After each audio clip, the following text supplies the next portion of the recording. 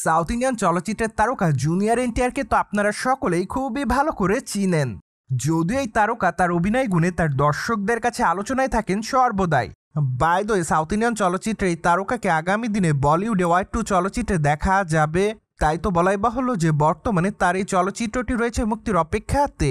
যদিও চলচ্চিত্রটিতে অবশ্য তাকে গুরুত্বপূর্ণ একটি চরিত্রে দেখা যাবে, এমনকি চলচ্চিত্রের নির্মাতারা দাবি করছে যে চলচ্চিত্রের পর্দায় জুনিয়র এনটিআরকে খল চরিত্রে দেখা যাবে। পাশাপাশি অবশ্য চলচ্চিত্র নির্মাতারা আরও বলছে যে চলচ্চিত্রের সম্পূর্ণ গল্পটি জুনিয়র এনটিআরকে কেন্দ্র করেই তৈরি করা হবে। মূলত এবারের গল্পে জুনিয়র এনটিআরের চরিত্রটি খুবই গুরুত্বপূর্ণ এবং শক্তিশালী থাকবে। পাশাপাশি চলচ্চিত্রের মূল গল্পটি তাকে কেন্দ্র করে তৈরি করা। তাই তো অনুমান করা যাচ্ছে যে এনটিআরের প্রথম চলচ্চিত্রটি হয়তো সকল দর্শকদের কাছে বলিউড পাড়ায় ব্যাপক আকারে নজর কাড়বে। সো দর্শক, বর্তমানে আপনি ওয়াই টু চলচ্চিত্রটি দেখার জন্য কতটুকু এক্সাইটেড অবস্থায় রয়েছেন তা অবশ্যই কমেন্ট বক্সে জানাতে পারেন। অন দ্য আদার হ্যান্ড, মাত্র কয়েকটা দিন আগে চলচ্চিত্রের টিজার প্রকাশে এনেছিলেন চলচ্চিত্রের নির্মাতারা।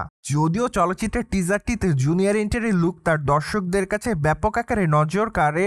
তাই তো ধারণা করা যাচ্ছে যে চলচ্চিত্রের টিজারটিতে এনটিআরকে যতটা অ্যাকশন মোডে দেখা গিয়েছে, চলচ্চিত্রটি যখন মুক্তি পাবে তখন অবশ্য সিনেমা হলে তার দর্শকরা তার চরিত্রটি দেখার পর সিটি বাজাতে বাধ্যই থাকবে। অন্যদিকে অবশ্য চলচ্চিত্রের পর্দায় আরও অভিনয় করতে দেখা যাবে কিয়ারা আদবানিকে। চলচ্চিত্রের পর্দায় কিয়ারা আদবানিকে অ্যাকশন এবং বোল্ড অবতারেই দেখা যাবে। তাই তো বলাই বাহুল্য যে ওয়াই টু চলচ্চিত্রটি মুক্তি পাওয়ার পর কিয়ারা আদবানি তার অভিনয় গুণে তার দর্শকদের কাছে একটু বিশেষভাবে নজরেই থাকবেন। পাশাপাশি অবশ্য চলচ্চিত্রের পর্দায় আরও অভিনয় করতে দেখা যাবে ঋত্বিক রোশনকে। মূলত চলচ্চিত্রের পর্দায় নায়কের চরিত্রে কাজ করতে দেখা যাবে তাকে।